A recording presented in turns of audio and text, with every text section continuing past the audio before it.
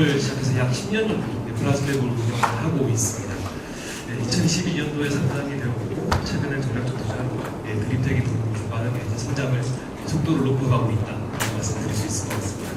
오늘 중심적으로 말씀드릴 부분은 플란트의 플라즈마 처리가 무엇인지, 이 기능의 이 기술의 인상적 유효성이 무엇인지 말씀드리고자 하고, 결론적으로는 플란트 수술이 보다 성공적으로 이루어질 수 있게 기술로서 더 주십사라는 부분을 설명드리려고 합니다. 우선 잘 아시겠지만 스트라우만이라는 회사는 정말로 대단한 회사인 것 같습니다. 처음으로 SLA라는 기술을 개발을 하고 사업화를 성공적으로 했고, 이제 SLA 액티브라는 기술을 2005년도에 발표를 했습니다. 그들의 홈페이지에서 가지고 온 숫자입니다. SLA는 96%의 성공률을 가지고 있고 SL 액티브는 100%의 성공률을 가지고 있다라고 이야기를 하고 있습니다. 이렇게 96%와 96%의 차이점이 무엇이냐라고 했을 때, 일단 표면 에어리아가 어떻게 증가하느냐라는 게 핵심으로 보고 있습니다. 이렇게 표면적이 늘어난다라는 부분은 기본적으로 마케팅 쪽으로는 보시는 것처럼 이 SLA 표면에 엄청나게 많은 파티클들, 이런 나노 파티클들이 있기 때문에 실질적으로 표면적이 늘어난다라고 설명을 하고 있고, 그 유효 표면적 증가는 약 50%다라고 이야기를 하고 있습니다. 이렇게 표면적이 늘어나는 거는 실제적으로 이런 부분 때문이라기보다는 실질적으로 SLA가 시작됐던 기본 방식이라고 저는 생각을 합니다. SLA라고 하는 기술은 티타늄이 생체 적합성이 높은 생체 적합성이 티타늄이 최대한 많은 뼈를 바라볼 수 있도록 러프니스를 만들어주는, 그래서 피지컬리 이제 샌드 블라스팅을 써서 밀리미터 사이즈 러프니스를 만들고, 시대의 층을 통해서 이제 마이크로 사이즈의 러프니스를 만들어서 평평한 면 대비 거의 100배의 표면적을 만들어낸다. 이게 SLA의 가장 기본되는 원칙이었습니다. 근데 SLA 액티브는 이런 나노 스트럭처라고 마케팅을 하고 있지만 실제 FDA 인증과 논문들에서 설명하는 부분은 다릅니다. 그 첫 번째로는 거기서 논문에서 나온 스트럼에서 쓴 논문인데요. SLA 액티브는 SLA와 완벽하게 똑같이 생산이 된다라고 쓰고 있고, 다만 차이점은 SLA 액티브의 경우에는 나이트로젠 환경, 질소 환경에서 포장이 이루어지고 포장하고 난 다음에 NaCl 용액에 담는다라고 이야기를 하고 있습니다. 이 차이점이 실제 유효 표면적과 어떻게 차이가 있느냐라고 한다면, 이런 질소 환경의 포장이 필요한 이유는 포장 과정에서도 오염이 되기 때문인데, 무기 중에 떠다니는 다양한 이산화탄소, 이런 파티클들이 없게 우리가 흔히 아는 반도체 공정에서의 클린룸에서 생산을 한다. 그래서 깨끗하다라는 부분이고, 포장이나 이제 멸균, 그리고 보관 과정에서 생길 수 있는 추가 오염이 없기 때문에 더 깨끗하다. 즉 그 말은 이 플란트 표면에 불순물이 있다고 한다면 그 불순물만큼의 유효표면적이 줄어드는 것이고, 그 유효표면적이 줄어드는 효과가 앞서 말했던 바로 마케팅에서 이야기하는 50% 정도의 불순물이 사라지기 때문에 유효표면적이 다시 증가한다라는 설명입니다. 실제 마케팅적으로는 나노파티클로 하고 있지만 이 부분은 여전히 의심이 된다라고 제 생각을 공유드리고 싶습니다. 이렇다면 실질적으로 100%, 60%를 이야기하고 있지만 일반적인 논문들에서 말하고 있는 임플란트 성공률이 얼마일까라고 한다면, 많은 논문들에서 평균적으로 97% 정도를 이야기를 하고 있습니다. 사실 96%, 98% 많은 논문들이 있는데 97%라고 이야기를 하고 있고, 한 논문에서는 이 97%의 성공률, 거꾸로 말한다면 3%의 불순물이 있다, 3%의 실패가 있다라는 것을 말해주고 있고, 그 3%의 실패율 중에서 어떤 인자들이 실패를 만드냐라는 것들을 실제 400명 이상의 환자를 대상으로 실험을 했고, 그 임상 실험 결과 75%가 뼈가 약한 경우에서 생기더라라는 이야기를 하고 있습니다. 뼈가 약한 경우에 대한 또 다른 논문을 바라다 보면 전신 환자, 그리고 이제 고령 환자의 경우에는 뼈 타입이 3, 4 타입으로 넘어가면서 뼈가 약해진다. 즉 요즘과 같이 고령 환자가 많은 경우에 이러한 고령 환자들에게 임플란트 수술을 했을 때 실패율은 높아질 수밖에 없다라는 부분이고, 아까 앞서서 100%라고 하는 SLA 액티브는 정말로 신생아계 임플란트를 하지 않았나 생각을 하고 있습니다. 제 개인적인 생각이고요. 결국에 이런 많은 팩터들이 있고 여기서 논문에서 앞서 그 97%, 4%의 논문을 봤을 때 75%가 본 타입이고 그리고 스모킹이나 이제 루마티스 관절염 이런 것들에 대한 이유들도 있지만 도미넌트하게 뼈가 약할 때 가장 페일이 많이 난다라는 부분이고 추가적으로 의사들에게 넘기는 부분은 이제 그 수술 사이트에 감염이 일어나는 경우 또 추가적으로 이제 이런 뼈가 약하거나 이제 본이 상당히 얇은 경우에 이제 사이너스 리프트나 이런 다양한 복잡한 수술식 프리 임플란트 서저리를 할 경우에는 더욱더 실패율이 높아진다라고 하는 이야기를 하고 있습니다. 결국에 제가 볼 때는 이 정말로 많은 요소들이 뭐 숫자의 요소와 한자의 요소 그리고 다양한 이런 팩터들이 있을 때 이 성공률을 높이기 위해서는 환자의 상태에 맞는 최적의 술식을 결정을 하시고 그 술식에 맞는 최선의 재료를 쓰시는 게 가장 성공률을 높이는 방법이 아닐까라고 생각을 하고 있고요. 앞서 나왔던 인펙션이라고 하는 부분을 막기 위해서는 멸균이 잘 이루어져야 된다라는 부분에서 저희 스털링크라는 제품으로 저희가 안전성을 높여주고 있고요. 그리고 액티링크의 경우에는 사용되시는 재료들이 보다 신선하게 임플란트 하이니스 시스템에서도 정말로 깨끗한 어버트먼 시스템이 이루어지게 되고 보다 더 깨끗하고 생산성도 높일 수 있는 표면 처리를 통해서 보다 신선하게 이 제품을 이제 사용을 하시면서 성공률을 높이는데 기여가 됐으면 좋겠다라는 생각입니다. 저희 회사에 대해서 간단하게 그 자랑을 하는 슬라이드 한 장만 넣었는데요. 저희 플라즈는 2014년도에 시작을 해서 정말로 글로벌 시장으로 빠르게 활동을 했고 이제 글로벌 시장만 집중을 최소에 했습니다. 치과 시장으로 본다면은 이제 하이니스, 오스템, 메가젠 정말로 많은 임플란트 제조사, 일본에는 요시다, 그리고 프랑스에도 바이오텍, 옥시, 이스라엘의 에이비덴탈 정말로 많은 글로벌 임플란트 제조사들과 같이 일을 하고 있고 시장을 새로운 기기임에도 불구하고 정말로 빠르게 글로벌 시장에서 성장을 해나가고 있다라는 부분을 강조드리고 싶고 그리고 UCLA나 하버드와 같은 유수의 대학들과도 협력을 하면서 저희의 기술을 임상적으로도 검증을 하고 있습니다. 네, 다시 돌아와서 저희가 가지고 있는 기술은 두 가지가 있습니다. 멸균과 표면 활성화, 다르게 이야기하면 클리너입니다. 버큐um 클리너인데요. 이 두 가지 단어 자체가 상당히 혼선을 가지게 하고 있습니다. 스털라일이라는 워딩과 클린 똑같다라고 생각을 하지만 실제로 보시면 스털라일과 클린은 완벽하게 다릅니다. 스털라일은 이제 예를 들면 어떤 균이 있다고 했을 때 얘를 죽이면 비활성화 상태를 시켜서 감염이 되지 않게 만드는 상태를 스털라일이라고 하게 됩니다. 모든 임플란트 제조사의 임플란트는 스털라일 합니다. 왜냐하면 엄청나게 높은 에너지의 감마 멸균을 막기 때문에 감마 에너지는 1.4 메가 일렉트론 볼트 100만 일렉트론 볼트의 에너지를 막기 때문에 종이도 뚫고 플라스틱 뚫고 다 뚫고 지나가서 모든 걸 살균하기 때문에 완벽하게 유효하다라고 자신있게 말씀드릴 수 있습니다. 그렇다면 클린은 어디서 오는 거냐 하면 실제 제조 공정에서 SLA 과정을 거치고 충분히 산을 제거하고 그리고 핸들링 과정 중에서 터치가 한 번도 없게 오토매틱 생산을 해야 되고 포장 과정 그리고 포장하고 난 다음에도 유통 과정 중에서도 공기가 하나도 접촉을 하지 않아야지만 클린하게 됩니다. 그런 임플란트는 없고 실제 이런 클린니스에 대한 중요도를 이제 유럽에서는 가장 강조를 하고 있고 유럽의 대표적인 기관 중에 하나가 클린 임플란트 파운데이션이라는 기관이 있습니다. 이들이 만들었던 이유는 원래 자기들이 최초였던 이 임플란트 시장에서 다른 중국산 임플란트가 들어오니까 우리 거는 깨끗하고 다르다, 확실히 성능이 좋다라고 하기 위해서 이런 인증 체계를 만들었고 이제 아스트라, 뉴클레우스, 덴티움, 메가젠 정말로 많은 회사들이 이런 인증들을 받고 있고 저희 기술 또한 트러스티드 클리닝 프로세스라는 인증을 받아서 저희 성능에 대해서도 입증을 했습니다. 그러면 이런 클리니스가 왜 중요하냐라고 했을 때 이 기관에서는 10마이크론 이상의 파티클들이 있을 때 이 파티클들은 인프라메토리 레스판스를 시작을 시킨다. 결국에는 페리임플란테시스까지 갈 수 있는 부정적인 영향을 줄 수 있는 부순물이기 때문에 컨트롤이 돼야 되고 하나의 임플란트에서 단위당 한 면당 30개 이하의 10마이크론 이상의 파티클이 있어야지만 클린 임플란트 파운데이션의 인증을 부여하고 있습니다. 그렇게 클리니스는 정말로 중요한데 이 방식에서 가장 좋은 방식은 현재의 기술로서는 SLA 액티브가 가장 좋다라고 저는 먼저 말씀드릴 수 있습니다. 저희가 이 실험을 하느라고 엄청나게 많은 돈을 썼는데요. SLA가 이제 스라움 함께 25만원 정도 저희 구매를 했고 SLA 액티브는 35만원에 저희가 구매를 100개를 구매를 해서 그 인비트로 실험을 했습니다. 확실히 좋습니다. 저희가 봤을 때.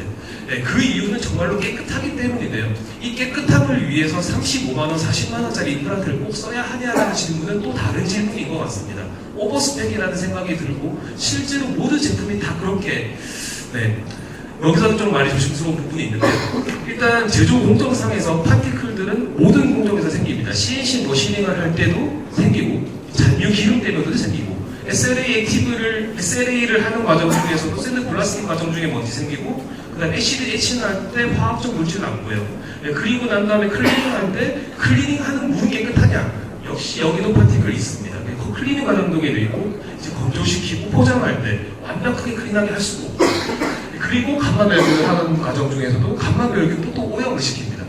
오염이라는 단어가 무균성은 확보하지만 클린리스 측면에서는 네거티브하다라는 부분입니다.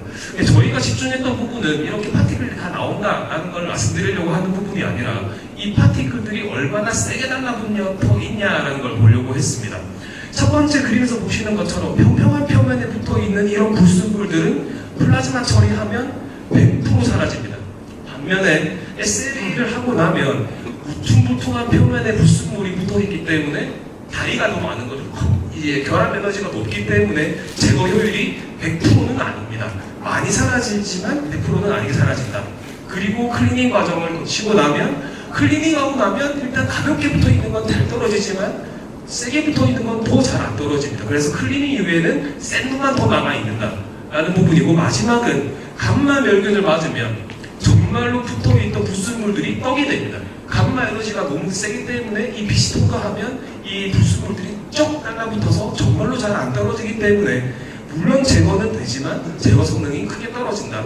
그래서 커머셜한 임플란트에 대해서 플라즈마 처리를 하게 되면 90% 정도까지는 제거할 수 있겠지만은 100%는 저희도 못한다라는 걸 말씀드리고 있고요. 그래서 정말로 좋은 임플란트 사용하시는 것도 중요하지만 사용 직전에 플라즈마 처리했을 때 이런 불순물들을 제거할 수 있다는 게 중요한 포인트인 것 같습니다. 저희의 기술을 한 장으로 요약을 한 부분입니다. 플라즈마 처리는 두 가지의 기장이 있습니다. A와 B이고 이 A와 B에 의해서 C라는 성능이 나옵니다. A라고 하는 것은 불순물이 제거되고 그름으로 의해서 티타늄의 유효 표면적이 증가한다. 불순물 제거가 첫 번째 목표이고 두 번째 목적은 표면 에너지가 증가하게 됩니다. OH, 라디컬들 다양한 이제 이런 것들이 작용을 하면서 표면 에너지가 높여져서 신수성이 나오게 됩니다. 그러면 임플란팅이 되었을 때 조기에 P가 빠르게 달라붙는다라는 장점이 있고 그래서 A와 B의 이유로 이 C와 같은 오스테오블라스트 셀 액티비티가 향상된다라는 인비트로 실험들을 했고요. 이 인비트로 실험 이후에 바로 인비보 실험을 하바드에서 했습니다. 그래서 각각의 이제 그 실험 결과를 본다면 저희가 최초에 기대했던 부분은 BIC가 높아지겠지라는 기대로 실험을 했습니다. K9 모델로 12마리의 강아지를 잡았는데요. K9에서 봤을 때 역시나 BIC가 4주차에서 높아지더라라는 결과를 첫 번째로 얻었고 6주차에서는 마지날 보너스가 줄어들더라라는 결과를 얻었습니다. 충분히 임상적 그 유효성이 있는 그 확률적으로도 충분히 통계적 유의차이가 있는 결과를 얻었는데 수가 상당히 작았기 때문에 또 그리고 정말로 건강한 강아지이기 때문에 그렇게 큰 차이가 나오지 않았다라는 게 좀 아쉬운 부분이 있는 것 같습니다. 여기서 말씀드리고 싶은 부분은 그래서 저희가 임상 실험을 했습니다. 첫 번째로 저희 집중했던 부분은 앞에서 동물 실험에서 배웠던 레슨이 강아지는 너무 건강하다. 그래서 일단 임상 실험을 할 때는 본이 약한 환자에 대해서 하자라고 해서 본타입 4에 대해서만 임상 실험을 했습니다. 결과적으로 보시는 것처럼 BIC가 거의 2배가량 높아지는 걸 볼 수가 있고 이 부분은 결국에 소프트본에서 가장 문제가 될 수 있는 얼리 스테빌리티를 크게 높여줄 수 있다. 그리고 위치적으로 봤을 때 이제 막시말리 콘스텝의 막시말 이런 기억력에서는 충분히 플라즈마 시도를 해서 약간 CPU를 높일 수 있지만 충분히 이제 CPU를 줄일 수 있는 기여할 수 있겠다라는 부분을 확인할 수 있었고요. 두 번째는 이제 앞서 부분은 이제 이렇게 사람한테 바이옵시까지 하고 시토로지를 했던 부분은 레바논이니까 가능했던 부분이고요. 레바논 실험이라는 것을 말씀드리고 두 번째로 넘어가겠습니다. 이 실험은 부산대 허승모 교수님이랑 실험을 했던 부분이고요. 저희가 확인했던 것처럼 이 실험은 동물 실험이랑 거의 같이 시작을 했고 역시나 첫 번째 목표는 BIC를 높이는 거다라고 목표로 실험을 시작을 했지만 실제 BIC가 높아지지만 건강한 환자에서는 그렇게 큰 차이가 나타나지 않는다. 즉 임플란트 성공률은 원래 높다라는 말을 똑같이 내면하고 있는 것 같습니다. 하지만 자신있게 말씀드릴 수 있는 부분은 확실히 BIC가 높아진다라는 부분을 말씀드릴 수 있겠지만 더 중요한 부분은 마지날 본로스가 실제적으로 보시는 것처럼 플라즈마 처리를 하지 않은 경우에는 쭉쭉쭉 본로스가 내려가지만 플라즈마 처리했을 때는 상당히 높아진다.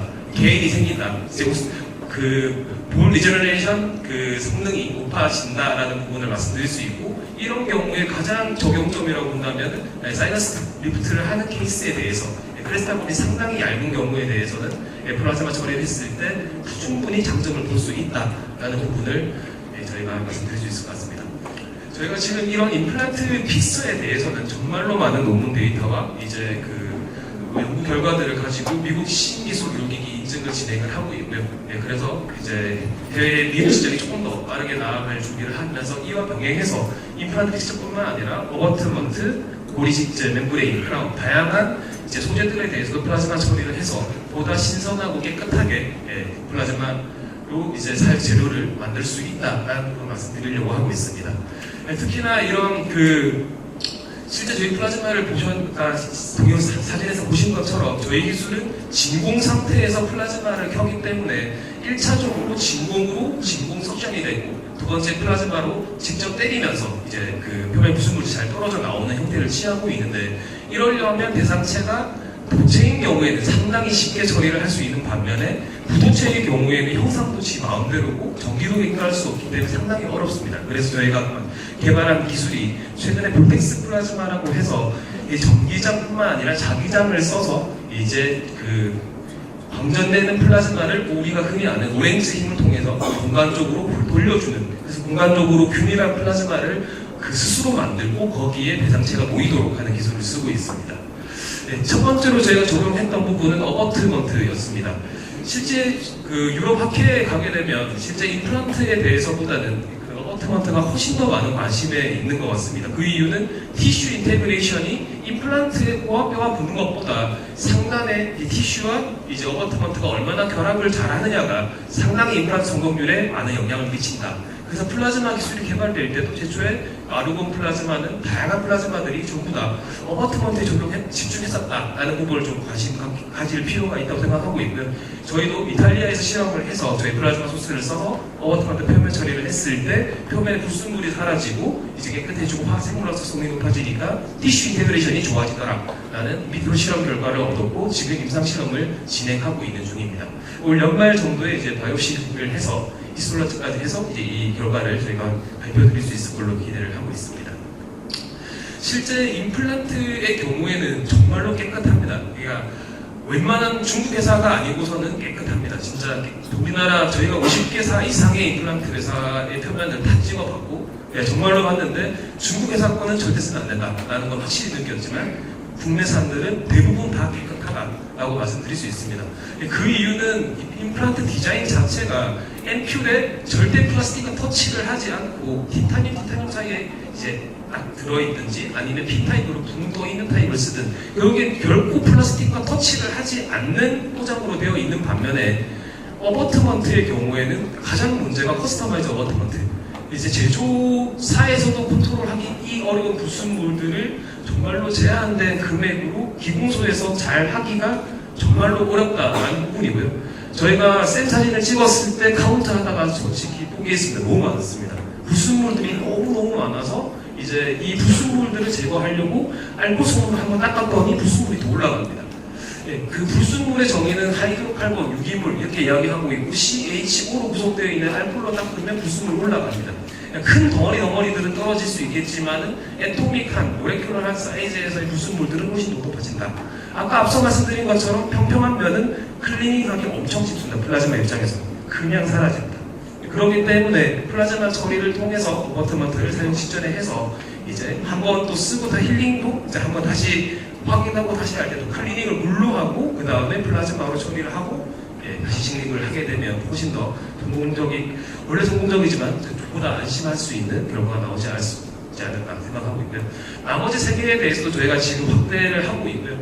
대표적으로 그 보철물에 대해서는 이제 템포러리를 하실 때 플라즈마 처리를 한다던가 지르코니아를 플라즈마 처리를 하면 본딩력이 높아진다. 여세대학교 김주현 교수님과 같이 논문 연구를 하고 있고요.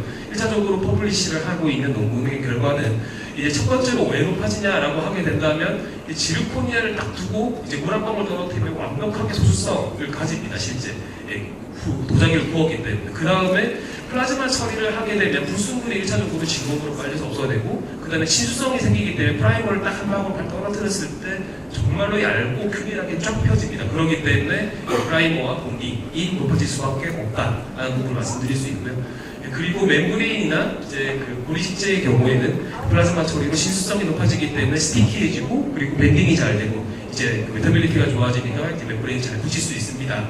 라는 부분 말씀드릴 수 있고 이제 아침에 수술을 하시다가 저기 부분 쓰시고 약간 남은 걸 저녁에 쓰실 때 플라즈마 처리를 해서 조금 안심하고 쓰실 수 있는 정도 그리고 좀 더 스티키하기 때문에 핸들링이 좀 더 편해질 수 있다. 라는 이 적용적으로 이 제품을 설명드릴 수 있을 것 같고요.